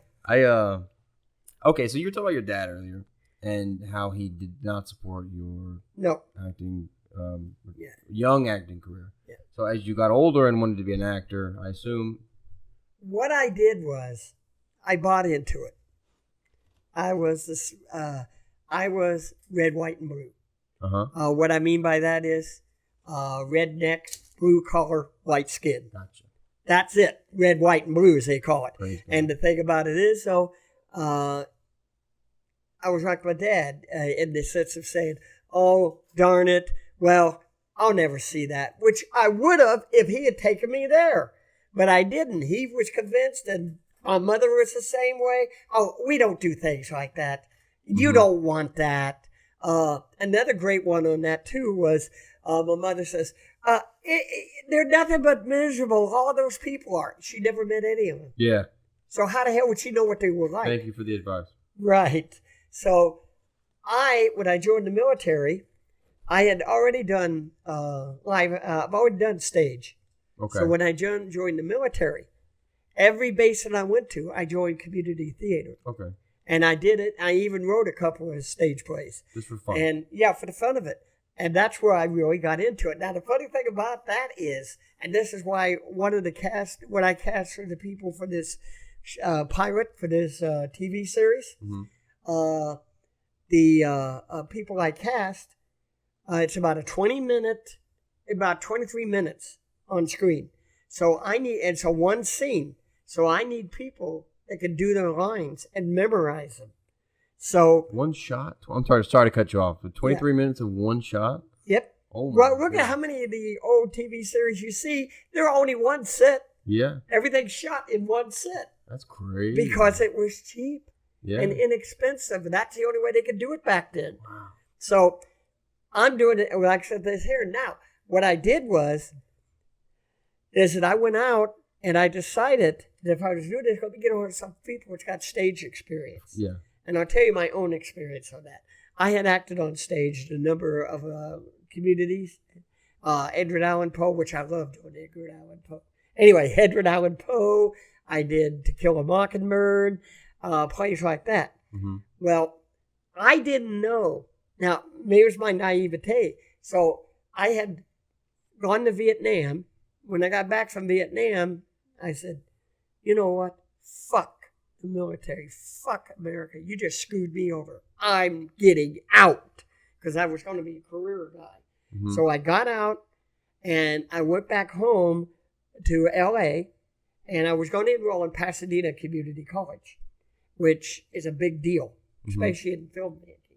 So I was going to enroll with them. That was your major. That was going to be your major. I was going to be my major, filmmaking, or what is now known as the theatrical arts. So that's what I was going to do. So when I got there, I also quickly got me an agent. Yeah. And started doing auditions. Well, back then there was a thing called black exploitation movies. Do you know what those are? I can guess, but I think it'll be a little... Okay. What it is risque. in the 1970s, they started making movies showing black men macho. You Praise had God. Shaft. Praise God. You had Dynamite Jones. Then you had people like, and I still think she's gorgeous, Pam Grier as Foxy Brown. So these were called black exploitation movies. I knew you liked black girls. Yeah, well, I grew up liking them. What can I say? I didn't know I wasn't supposed to. I still like dark. I did, not to get off subject, but I moved to San Antonio, and I have a fascination with dark-eyed, dark-haired women. Good place. San Antonio picked the right kind of fits place. that bill. Yeah. Anyway, back to what I was saying. So, Shout out to black girls. yep. And Sisters. dark skin, dark brown, Anyway. girls, dark eyes. Don't get in too deep. Girls. I'm not trying to horn you up or anything. Yeah. Anyway, but the thing about it is, like I said, you do a play, right? When you walk out on stage, you do it, and many times you do it over and over. Mm-hmm. You know, and maybe it's a week run, 2 times or something. This depends on your schedule. Mm-hmm. So when I got there, they came up, and there was these 2 young brothers who were making their own black exploitation movie.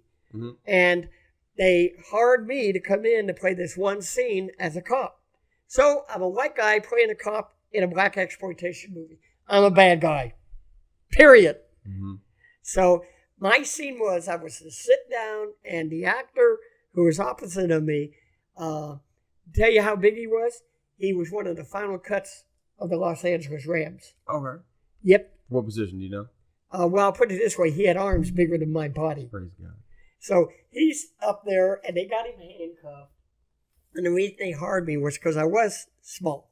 And I was supposed to be sitting behind this desk, and they got it, and they're holding it, and I'm playing tough guy with him, using racial epithets to him, don't worry, boy, soon you'll be back in the jungle swinging on it. And the guy's, I'll go kill you and all this, right? Yeah. Well, naturally, the comedy. I mean, the obvious is if that dude breaks his handcuffs, he's going to kill that guy. You know, and that's what it's supposed to be. Well, I had studied my lines. It was only about 4 or 5 lines, and it was about a 35-minute scene, which was being shot behind where we had the 2 main actors up front, and we're in the back. So I had my scene down pat. I'm ready to go, all ready to get actor. Sitting there, they get it, and they go, action. And I say my first line, they go, cut. And they go, wait a minute, they get to stop? Yeah, I mean, on stage, you don't get to stop. Yeah. You got to play the whole thing through. Oh. And I'm going, they got to stop? They get paid more money than us, and they get to stop? Yeah. When you're on stage, you don't get to stop. Got the rule on stage is remember your opening line, remember your closing line. Because that way there, you're safe. Because believe you me, you get up there, and either you get bored, or you have a brain fart, or some other stuff like that where you skip a line. Yeah. So you make sure that you always remember the line that you use and the final line, the one that turns it over to the next actor. And so I was, unbelievable. I couldn't believe it. But it taught me that stage actors are actually better when you have long scenes. Because they memorize it automatically. They memorize the whole scene. Well, if someone who's nothing been on in the movies, they memorize the scenes they need that day. And memorize the lines immediately. And they don't even think about the rest of the line. Right. Yeah. But it's a lot faster when you shoot the scene. And you get, like the other day when I did a dress rehearsal with my actors. Out of 25 minutes, it wasn't until we got into 22 minutes of it, then one of them said, what was that line again? Yeah. And I was standing, I don't know. I don't have the script with me because they were doing it so good. I was just doing this routine. Yeah. Because they knew their lines because automatically they memorized them. And that's why it's interesting on that. And that's where I got the gist out of my scenes. And one thing I tell all actors, when I was up in Seattle, and they were shooting the movie War of the Roses with Michael Douglas, Kathleen Turner, and Danny DeVito. And they were shooting there just in this little community just outside of where I was stationed. So I had got to be an extra in it. But it's one of those extras. You were there, but it was still in the scene. Oh, yeah. So what it was I was sitting there, and people start yelling out, Danny's getting in character. Danny's getting in character. Now, I never met Danny DeVito because he was also the director. Okay. I was one of the extras. So we were over there, but with the Wrangler, and we don't get to meet these people unless they walk over to introduce themselves. Yeah. So anyway, and I go, what the hell do they mean by that? And this lady was standing there who was assistant wardrobe mistress. She says, when Danny gets in character, he gets in character. I said, what do you mean? He goes to that character and becomes that character until he's done with the scene. I said, he's that bad? She said, you never want to be on the set with him when he was in Taxi. Wow. I didn't see that movie. TV series. Yeah, he played his character was called Louis De Palma, a very gross, opportunistic bit of a pig. Okay. But his character just pissed everybody off every time they talked. So evidently, what Danny would do, he'd set his mind to be that character. So when they said, you're coming up, he would go into that character, whether he was on the camera or not. And that would drive people crazy. Well, hey, proof's in the pudding. The guy's a very successful actor. Yeah. So I took his cue from that, and I take that way too. So whenever I take a character, I think like the character. I play the character as this. Like I told you earlier, I was a freedom rioter in the South. WRT. Yeah. And the thing about it is, I can't see it here, but on my hands, I have scars on there. Those are from Mississippi State Trooper dogs using my hand as a chew toy. Praise God. So I, needless to say, got the role, and I was playing the sheriff, Roy Tate, in To Kill a Mockingbird. Mhm. That was my main one. Now, in community theater, quite often what happens is that somebody might not be able to make it. Mhm. So you always understudy another character Mhm. just to be on the safe side. So the actor playing Bob Ewell, the racist father in To Kill a Mockingbird, he I thought his couldn't name be was there. Atticus. Huh? I thought his name was Atticus. No, Atticus. Atticus is the good guy. Yeah, Okay, Atticus yeah. Finch was the good guy. Finch, yeah. Yeah, the one. So, but he was the racist father Mhm. of the girl that claimed that she was raped by the black man. Okay, so they looked up and they said, "Okay, Greg, since you've been understudying for Bob Ewell, you'll have to play Bob Ewell tonight, and your understudy will play Sheriff Tate." Mm. So I went out to play him, and I ended up playing him 3 days in a row. And people couldn't watch me, and the first thing I did is I thought like Bob Ewell, the racist. I mean, Yeah. the scene was, It's not hard for you, huh? yeah. Well, yeah. Yeah. Anyway, you see that camera right for Yeah. him, the big one. I'll tell you, it's like this. Oh, This yeah. this is for me. This is for you. Praise God. Okay. Anyway, so Bob is 180 degrees different from who I am, but Yeah. I had to think like him so I could deliver the lines. And when I went out to do the character of Bob Ewell, it seemed like every time I'd do him, I'd stand there and I'd think like this with the look out there. And people would say, "Do you realize every time you do Bob Ewell, you cock your head?" I said, "No, because I'm thinking like him. I'm looking at the actor playing Atticus Finch, Yeah. and he's saying I want to why would you want to defend him? You want to earn. You got a daughter, and you're gonna defend that kind." And the whole time my mind is thinking, he's not human, Yeah. and Wow. that's not the way I am. Uh-huh. But if you're going to be an actor, you have to become the character. Jack Nicholson's excellent at it. Mhm. In fact, here's a man who was nominated for 9 Academy Awards, has won 3, and he's done something that was very interesting. He was on, what do they call that? The Actors Studio. And they were interviewing him.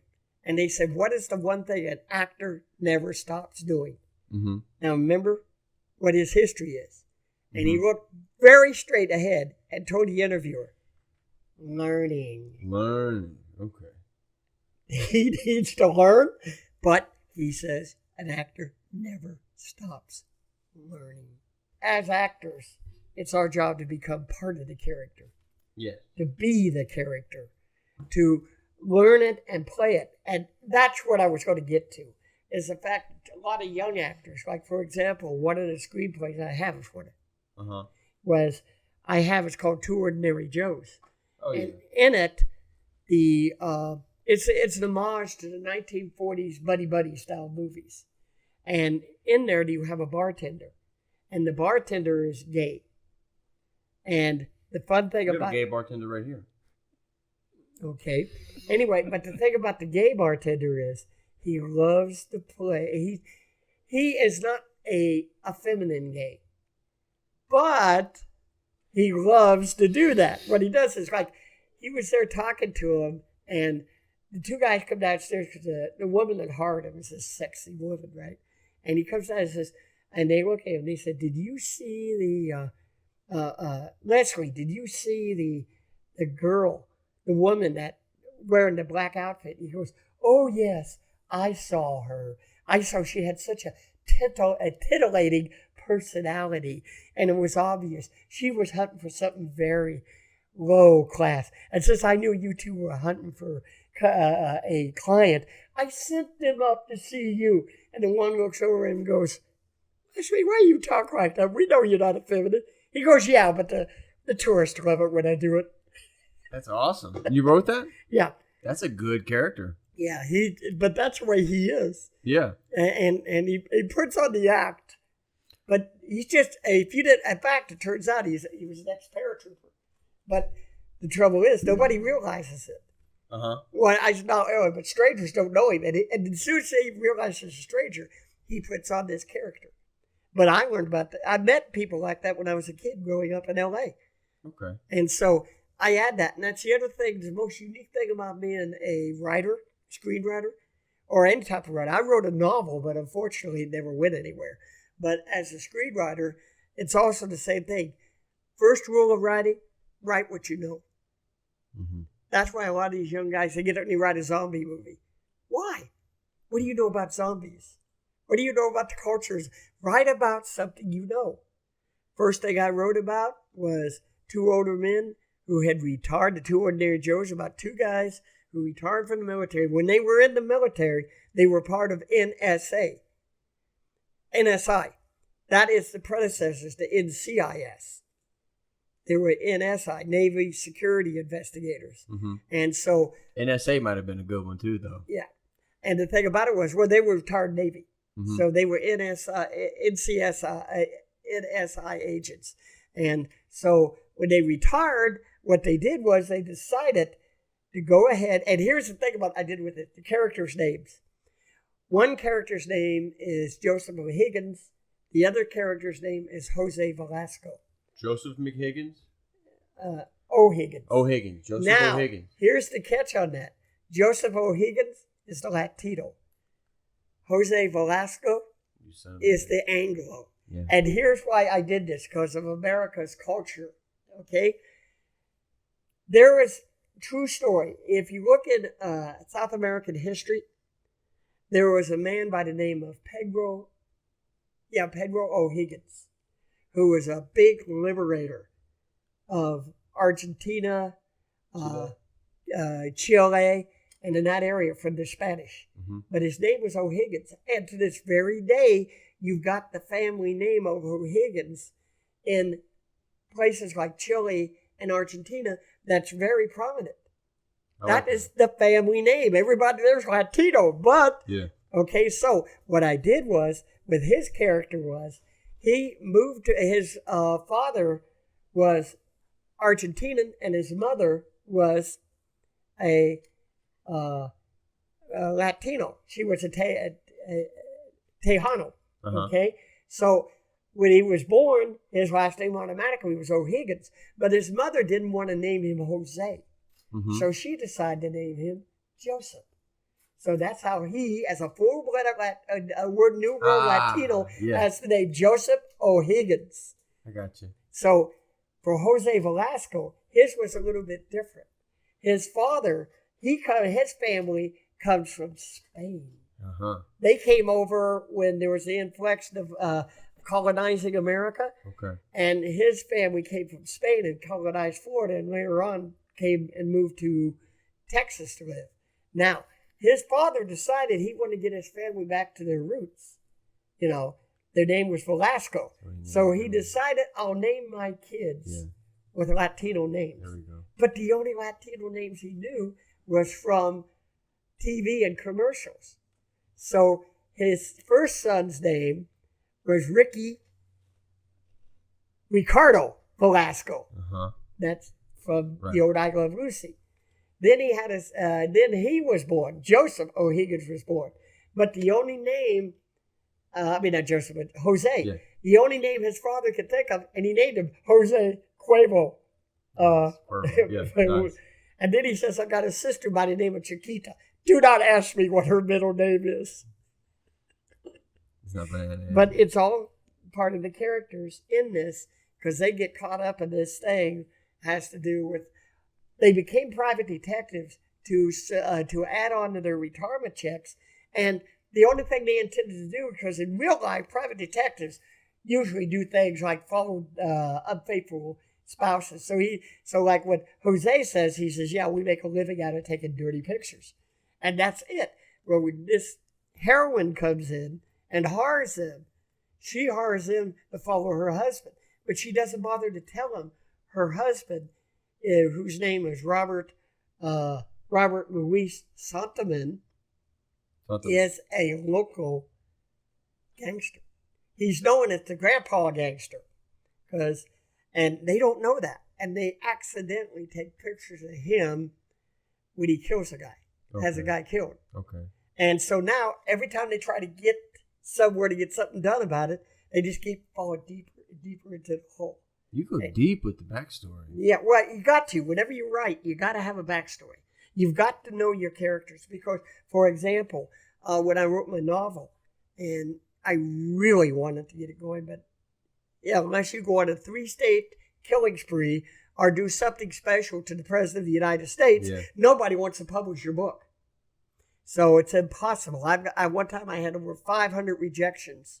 Well, look, he's not going to last 3 more weeks anyway alive. You might as well fucking... So, anyway, I just went ahead and decided to...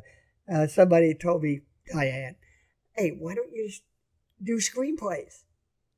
And then when I started reading how to do screenplays, I realized, wow, it's a little bit easier than writing a novel.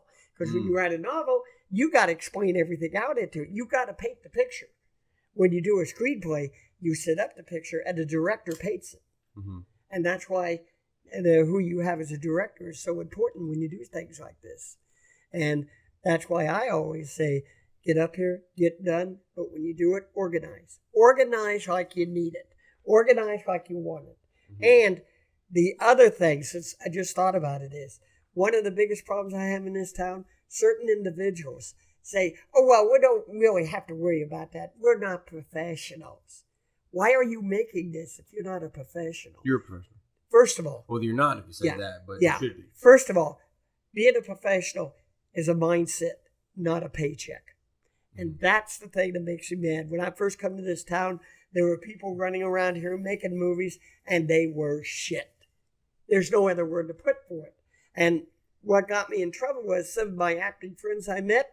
I said, when you go out onto the set, and they tell you, hey, hold the boom, hold the light, tell them no. Mm-hmm. If they say, well, we don't have the money, then you better get the money. What do I know about holding a light? Right. What do I know about the boom? Mm-hmm. I don't know anything about that. So why should I be doing it? How's that possibly going to make the scene better? It's not. Mm-hmm. And you tell them, no, you asked me to be an actor. It's going to be, well, the word got out that Greg Marlar was telling him not to do it. And he said, well, that's because he comes from L.A. and he thinks we're supposed to be L.A. here. Mm-hmm. No, I just want you to do it right. And so it made him mad. Somebody really asked you to hold a light or a boom? I've seen it done, yeah. When I first came here, I was asked to hold the light or hold this. And I go, why? Well, we don't really have anybody who can do it. Okay. You're doing it. Yeah. And thank God those particular projects didn't go anywhere. Yeah, of course. And because they had, I would have looked like shit. Because they did have me in front of the camera for them. And that's when I said, you know what? I don't even want to act. I just want to write my screenplays and get them made. And then I had right in the same mentality about, well, we're not professionals, so we're not going to try that hard. And I got mad about it. That's when my friend Diane said,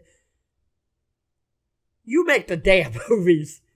Yeah. And ever since then I have. And I hooked up with such excellent people like Aaron Lee Lopez of Mutt Productions, who I might say right here is probably one of the highest quality local filmmakers in the area. Aaron spent quite a few years living in Hollywood. In fact, he lived down the street from Paramount Studios where he worked. Nice. And when he starts mentioning some of the people he worked with, it's the who's who. But Aaron's very professional. Mm-hmm. Much of what he knows, he keeps to himself. But he brings his knowledge into everything. But you just seen what he did. That's his stuff, 100%. Okay. And that's why I say I'm going to be with him. So when I did my project, and he was there as my AD, for folks who don't know what that is, not the AD, but the DP, that's Director of Photography. Anyway, as my photographer, he was also helping me on the direction as well, because that was my first one, and he had done many of them. Okay. But he's very good at it. So when we did the extra scenes here recently, we had to modify the scenes because something happened with a couple of the actors. Yeah. We didn't even talk about that.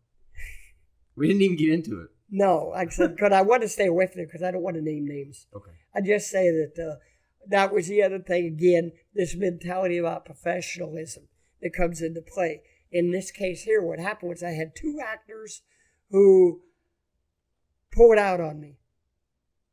Yeah. And really caused a major problem. We had the movie 3/4 of the way done. They pulled out, screwed up what we were doing. Actually, they didn't pull out, they lied to me. Yeah, not good lies. And I don't know how you fixed it. I haven't seen it yet. What I did was, with it, as you'll see, and is that we took Luther, who played the grandfather, Mm-hmm. and then I brought in a young actor who happens to be like a grandson to me to play the grandson in this. Mm-hmm. So what it is, I'm going to say this, and you're probably going to say no. Did you ever see Princess Bride? That's one of my favorite movies. He actually saw a movie. Yeah. Really? Yeah. Okay. Wait, he just recently I saw recently saw it a few months ago. Okay. I love it. Anyway, the scene in it, right, where Peter Falk and Ted Savage. My name is Indigo Montoya. Yeah. You my father. That's Manny Patel. But anyway, the old man and the grandson, and he's reading the book to him. Yes. Okay, we took that and we put it where the grandson, who is the son of, in this case, Michael, Mm-hmm. is upset because his father, he says, he just doesn't believe in me. He doesn't. And the grandfather, who's now the great-grandfather, says, sit down. Let me tell you something. That's good. And he starts telling him the story. Yeah. And that's what we have on there. Oh. And it reviews it. And that way they were able to cut out my troublemakers. Yeah. Got it done, and you don't even miss the characters at all now. Right on. And that's what I had to do. And like I said, the only reason I don't mention names is because, well, I don't do that. Mm-hmm. Not unless I'm really pushed to the corner and give me no choice. I'll do it. But I don't want to. But that's what happens sometimes when you make a movie. Now, if you are one of these people who have this amateur mentality, you'll try to make the movie anyway, just like you originally planned, and it's going to be obvious when it's seen. Well, wait a minute, what happened to that guy? Or what happened to her? Mm-hmm. Or how comes he's there now and there was no reason why he should have been there? Yeah. So I had to modify. Yeah, And that's what I'm saying. I don't know how you did it. You'll see when we get it out and you're going, damn. Excited, yeah. You're going to say, how'd that happen? Yeah. Well, fortunately, Luther, and I'll say Luther Maddox, is a very good actor. And he plays the grandfather. And anytime we needed help, Luther was there. So I shout out to Luther. He was there. And if anybody needs somebody to play a grandfatherly, older black man, I highly recommend Luther Maddox. He is total professional in what he does. And that's why, this is why you appreciate that and you want to use it. That's why when we showed those two clips, those two young ladies, you saw us, were they the other ones? Yeah, they were. Mm-hmm. But they came together because they were reliable and professional in their mentality. Yeah, right. And that's what you want. And it came upon a Midnight Clear, which the one Stephen Allen Gutierrez has done. That's a slasher movie. And his initials are on purpose. I think he did that on purpose. SAG, of course. Yeah. Well, the main thing about him was when you first met him, he goes, "Yeah, I'm Stephen Allen Gutierrez." And I go, "Yeah." He goes, "Well, just think of Stephen Allen Spielberg." Yeah. I was like, "Okay, all right." Is Steve Spielberg's middle name Allen? Yep. It is for sure. All right. Well, Stephen Allen Spielberg. And he even spelled, Stephen is even spelled the same way. STPHEN. All right. So I have one question for you that I really go for it. Know. Your first kiss. Do you remember? What set the scene? First kiss? The first time you ever kissed a girl. Okay, Sherman's at the Wayback Machine. Okay, where were we? What year? East LA. Okay. I was a junior in high school. Okay. There was this Stone Fox. Oh, yeah. Who was, she was a cheerleader. Right on. And, oh my God. All I could say is that she had legs that wouldn't quit. Right. And, athlete. Yeah. Well, she was cheerleader, but she also was doing gymnastics. And at the time, if I had to pick, nowadays, if I had to pick an actress that reminds me of her, that first one, I'd have to say, look at somebody like Zoe Saldana. Let's pull her ass up. Guardians of the Galaxy. She was green in that. Pull up her IMDb, man. Yeah, just pull her up in She was in IMDb. Star Trek. Zoe. Did you ever watch the new Star Trek movie? Yeah, she was in that yeah, too. Yeah, I did. Although I'm not No a makeup in that one. Oh my god. But her in Avatar, her in Guardian, she's green and all that. Oh, yeah. Okay. She's just gorgeous. I know what I like. So See this, that? I got There you. it is. That's- Okay. Now, That's the Lord right there, man. yeah, she is just, well, I'll just put it this way. Somebody looks at me and says, who do I think is the most beautiful woman in Hollywood? Yeah. Angela Bassett. But she's my age. Yeah. And I always tell everybody, I said, you know what? Courtney Vance is the luckiest man on the planet. He's been married to her now for about 25 years. There she is right there, boy. Yeah. That woman is my age. Goodness. That's She's 33, 73, 27? She's in the late 60s. Goodness, man. Yep. Remember, her first role was What's Love Got to Do with It? What's love got to do? Yes, she played in that one. That was one of her first roles. But Angela Bassett, anyway, Angela Bassett is, to me, the dream woman, but I'll never get her. Anyway, so the young lady that I was with, I was on the football team. Okay. And so she was a cheerleader. Well, automatically, we're not supposed to talk to them, you know. Yeah. And somebody made a bet with me. So two of us made a bet.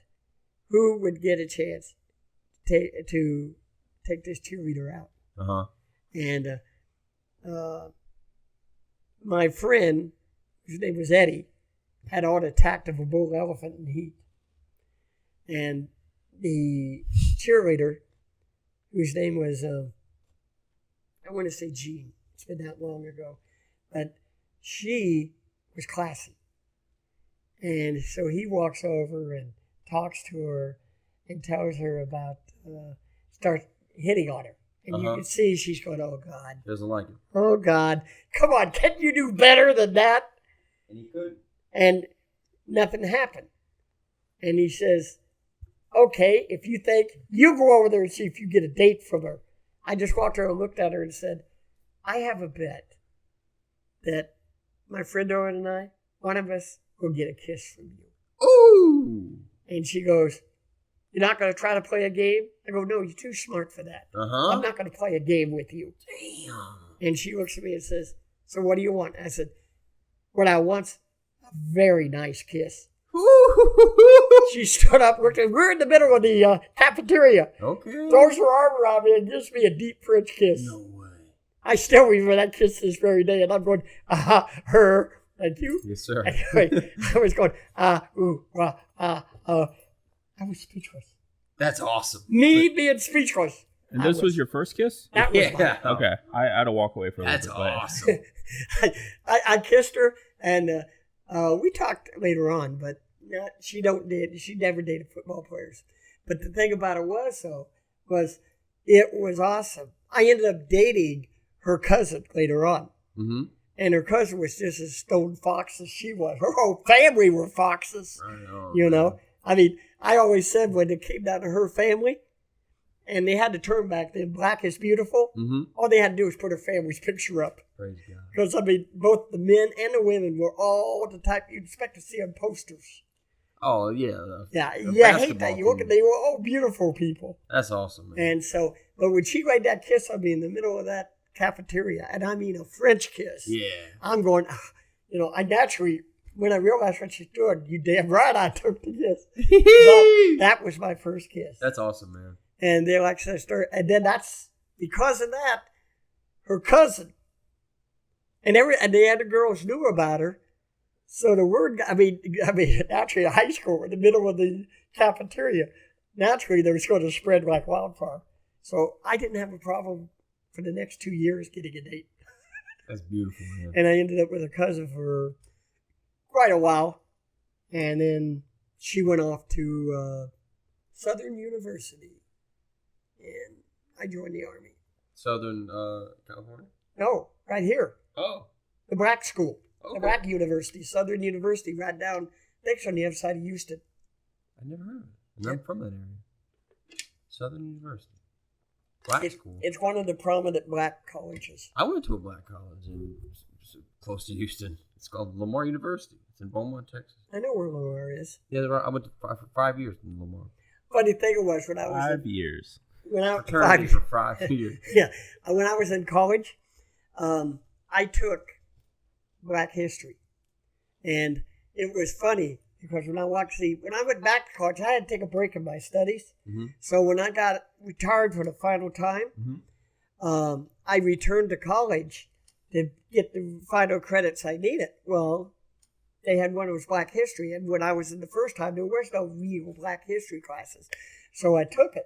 And the joke was, I came in and I sat down up front. Mm-hmm. And these guys would come walking in, see me sitting there, step back out, look to make sure it's the right classroom. Nice. And I just said, the teacher, she just got a kick out of it. She watched it and just laughed her head off. Nice. She thought it was That's awesome. funny because these guys would walk in and almost trip over themselves to look back to make sure they walked into the right class. That's good. That's awesome. Man, we got to get you back in here. I don't want to take up too much of your time. We got so much other stuff we can talk about. I mean, we can come in here anytime you want to. I'm available. We got a lot of good stuff going on. I am looking for, and they can contact you as well. Yeah. We're looking for local talent, local actors, local actresses. Not only that, we have, I have at least one individual that is Steve Pena. Oh, yeah. Who's a very talented teacher. He'll be on here probably within the next couple of weeks. And Steve is somebody I would recommend people to. Now, when I say actors and actresses, let me requalify that this way by saying we're hunting for anybody who wants to make a serious move in the film. And please, don't think you have to be young to do it. Like I said, I am 73 years old. I'm making movies. I'm starring in movies. And I didn't make a serious effort on this until after I was over 55. Let's see the birth certificate. Yeah, I'll have to dig it out from somewhere. But anyway, or maybe I'll get my friend from high school, Fred, to bring it to me. Fred Fritz. That girl Okay? to come, yeah.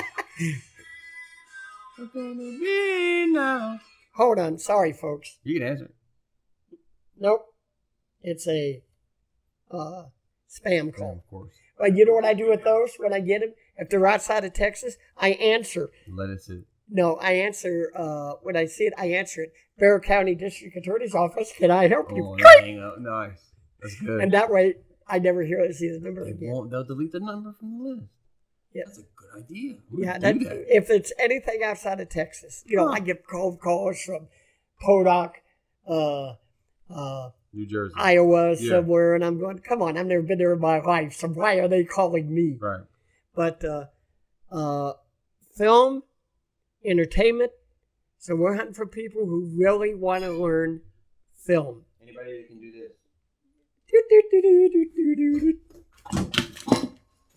And he breaks his sunglasses. Man. But this is because San Antonio is the future.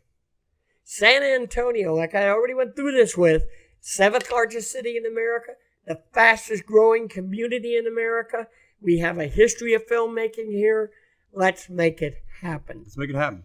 Let's do it. And so if you feel like you want to do this or you think you'd like to take a shot at it, come see us. Come find us. We're there. You can go look on it and find me there. Information's on the screen. Sorry to cut you off. Information's on the screen right now. So we can have all right. There we go. That's what I need. Yeah. Get it out there. Remember, first of all, filmmaking and being part of it is an adventure you don't want to turn down. And the second thing about it is you're never too old to be part of it. Don't let anybody tell you differently. That's why, like I said, beware of old men taking on challenges young men fail at. Agreed. San Antonio is the future. Let's be part of it. Okay, let's end it with that. Grilled cheese, thank you, please. Thank you for watching another episode of They Can't All Be Funny. And they can't, and they won't, and they might be sometimes. But thank you. Love you guys. Greg Marlar, ladies and gentlemen. All right. Hey, all right. Now I'll come back again. I don't mind it. Oh, my God. We're going to get into that? I'll tell you what. I am one of the people who, if you really want to freak your mind, Yeah. We'll do drugs. let me ask you this question.